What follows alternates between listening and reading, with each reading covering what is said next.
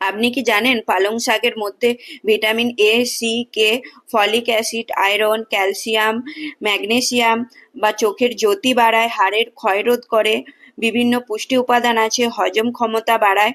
বাচ্চা থেকে বড় এটা সবার জন্য খুবই পুষ্টিকর।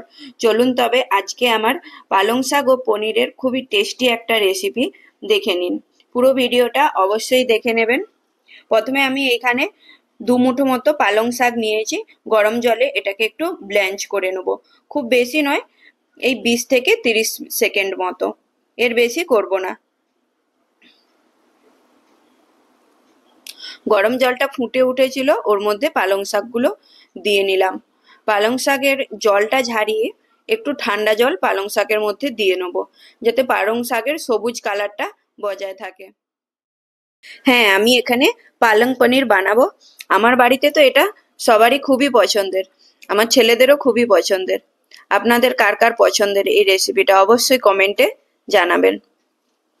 এখানে 2টো মিডিয়াম সাইজের টমেটোকে এইভাবে স্লাইস করে কেটে ডাইরেক্ট মিক্সার গ্রাইন্ডারে দিয়ে দিলাম। আধা ইঞ্চ মতো আদা টুকরো করে কেটে রেখেছিলাম দিয়ে দিলাম। আর 6টা থেকে 7টা কাজু বাদাম, আর 4টে মতো কাঁচা লঙ্কা।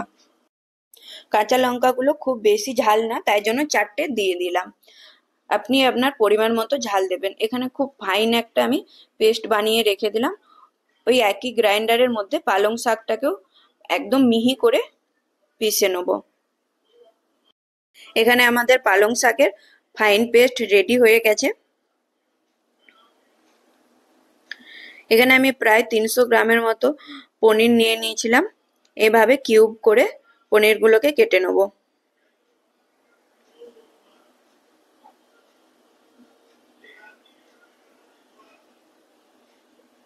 পনিরগুলো কেটে নিয়ে একটা ফ্রাইং প্যান গরম করে ওর মধ্যে আমি 1 চামচ পরিমাণ বাটার দিয়ে নিলাম। আর পনিরগুলোকে লাইট গোল্ডেন ব্রাউন করে সটে করে নেব।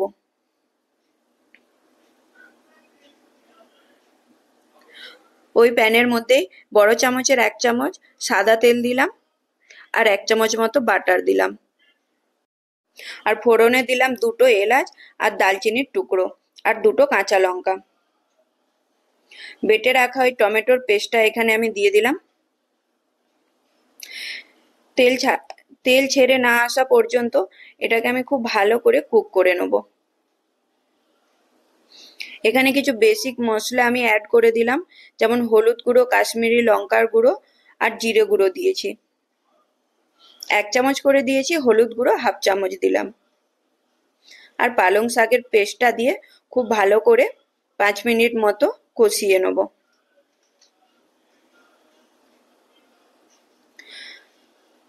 এইবার গ্রেভি বানানোর জন্য আমি এখানে গরম জল ইউজ করলাম। অবশ্যই গরম জল দেবেন, এতে গ্রেভির টেস্টটাও ভালো থাকে আর তাড়াতাড়ি রান্নাটাও আমাদের হয়ে যায়।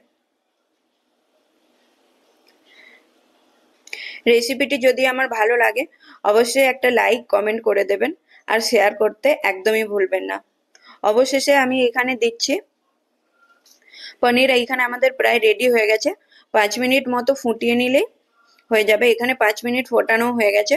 ওপর থেকে একটু কস্তুরি মেথি দিয়ে দিলাম, আর আরো 1 চামচ বাটার দিলাম। আর এখানে একটা ওপর থেকে আমি তড়কা দিচ্ছি, ওতে 1 চামচ তেল দিয়ে কাজু বাদাম আর কিশমিশ আর কাশ্মীরি লঙ্কার গুঁড়ো দিয়ে নিলাম। দিয়ে ওপর থেকে দিয়ে দিলাম পনিরের ওপরে। এতে টেস্টটাও অনেক বেশি এনহ্যান্স হয়। আর 2 চামচ মতো ফ্রেশ ক্রিম দিয়েছিলাম। অবশ্যই ফ্রেশ ক্রিম অ্যাড করবেন। ফ্রেশ ক্রিম না থাকলে আপনি দুধের সরও দিতে পারেন এখানে, ওতেও টেস্টটা খুব ভালো আসে।